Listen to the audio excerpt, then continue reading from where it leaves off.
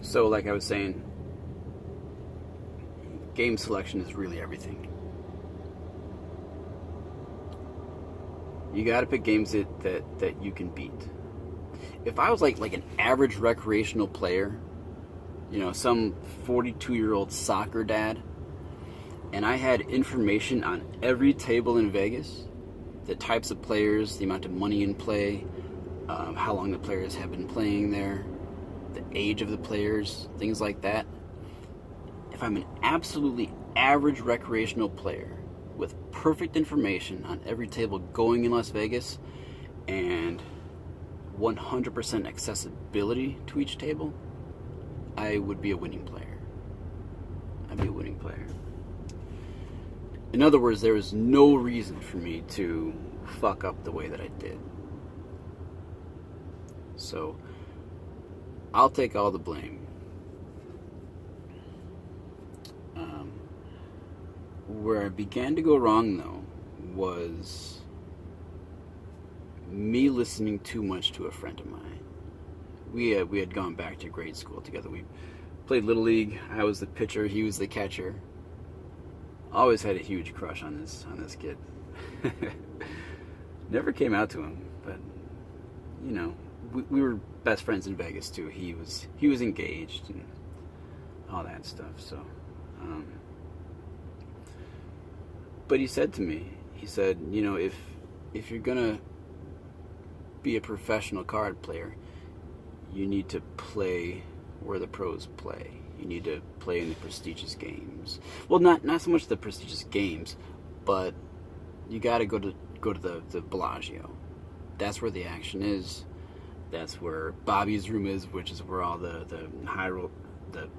high stakes players play.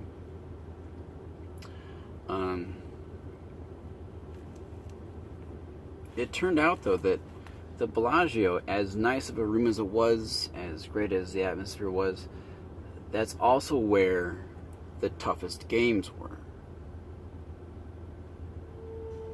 And for me to go from playing at these little casinos like the Aladdin, Boulder Station, the Luxor, Treasure Island, Tropicana, for me to go from that, ripping those games apart, I mean, just crushing the souls of Las Vegas tourism, and then going right into the Bellagio, not playing at 5 o'clock in the morning, but walking in there at like 2 p.m. 2 p.m., everyone's fresh, almost no one's been drinking. People are just kind of starting their poker day. They all have sort of small to average stacks, and they're there for war. It's really hard to extract chips from that type of game. People are playing tight. They're not throwing out nonsensical bluffs that you can pick off. And as stupid as it was, that's what I chose to do. Game selection. I chose the wrong game. I guess you could say that I stopped treating poker like a business, because that's what it is. Poker's a business. Besides game selection, spent too much money. Thought I was invincible after a while. I just thought I would never be beaten in poker. I thought it would never get me. As much money as I spent, as large a percentage of my winnings as I just blew on what the fuck ever I blew it on, I never thought I would actually lose. I never thought I would get all the way down to the felt. I never thought I would get felted. Never thought it. Even when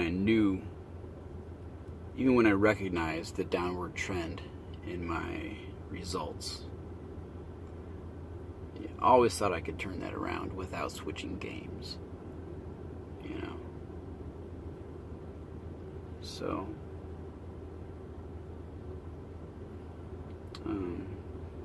other than that, the only thing that I really regret about my approach to Las Vegas poker was my style of play. I came into Vegas with this incredibly aggressive, intimidating style. The moment I realized that my opponent would not stick all his chips in the middle on his hand, I would just move all in. Not always a good idea.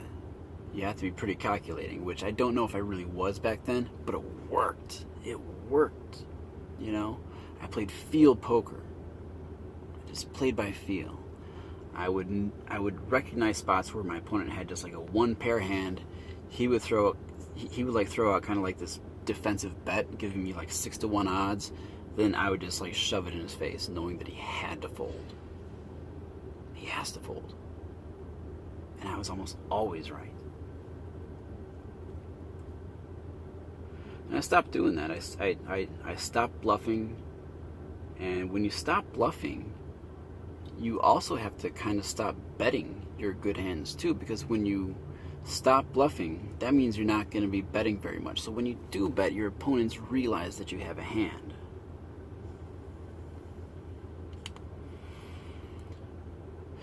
And then you stop getting action on your bets. The saying is, the more action you give, the more action you get. The more chips you put into the pot, the more chips your opponents will put into the pot when you put chips in the pot. It's just sort of a natural product of mediocre game theory.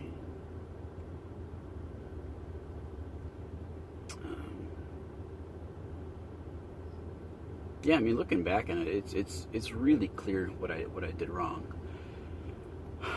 So what's changed between now and then in Las Vegas? It's been, fuck me, God, it's been like over 10 years, you know. I was there in 05 and 06, now 2017. The game of poker has really evolved. It's gotten really mathematically based. You have really strong players.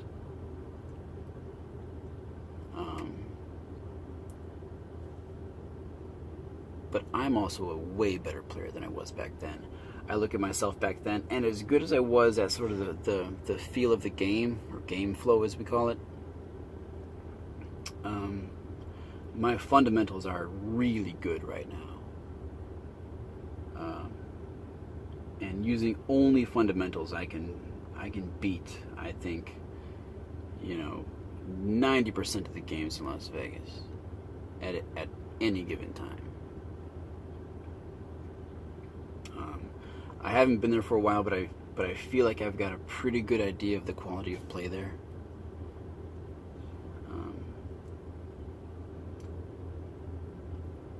And I know what I need to do differently.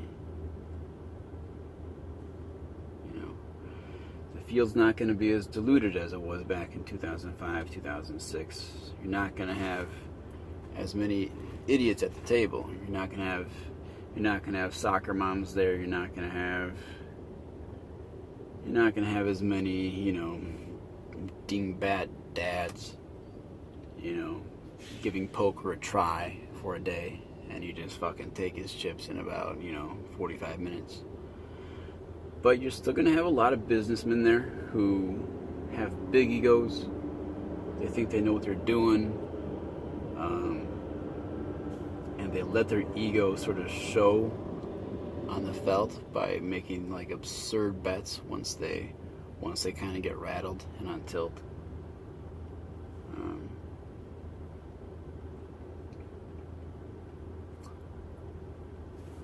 I probably have less of a reason to lose this upcoming time than I did back 10, 11 years ago. The game is harder, but I feel like I'm way more prepared. Very few people make it in poker on their first try in Las Vegas or LA or Atlantic City or online. It's hard to do. That's my poker background. That's where it came from. And that's what I'm going back to. It's a different scene these days. but it's time to start treating it like a business again. When I'm in the truck, I gotta study it, I gotta listen to podcasts, I gotta keep my game sharp by playing on the internet. There was one casino that I was going to, between Amarillo and, you know, it's kind of in the middle of nowhere. It's not really between any two places. It's between like Amarillo and Las Cruces, New Mexico. It's up in the mountains. It was called, you park at the Apache Casino and you take a little bus up to the Inn of the Mountain Gods Casino. And Jesus God, these people were just awful players. I just played there a couple times and, you know, just smoked them both times pretty good. So, my game's sharp. Right now, I'm in Troy, Illinois. Not too far east of St. Louis. And what I'm waiting for is another driver for my company to come by with a trailer that's headed up to a suburb of Chicago. And we're doing this so I can get to Chicago tomorrow at 9 a.m. and then get my ass up to Milwaukee to take home time and then shoot over to Madison for some softball.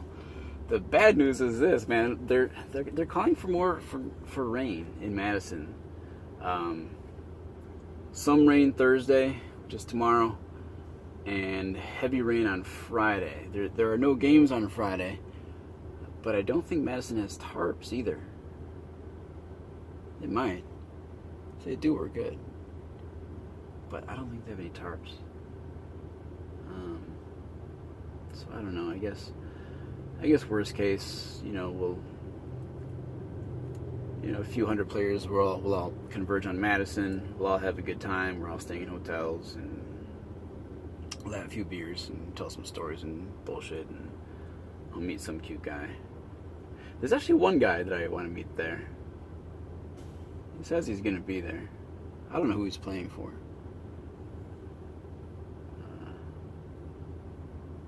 But yeah, hopefully I'll meet up with him,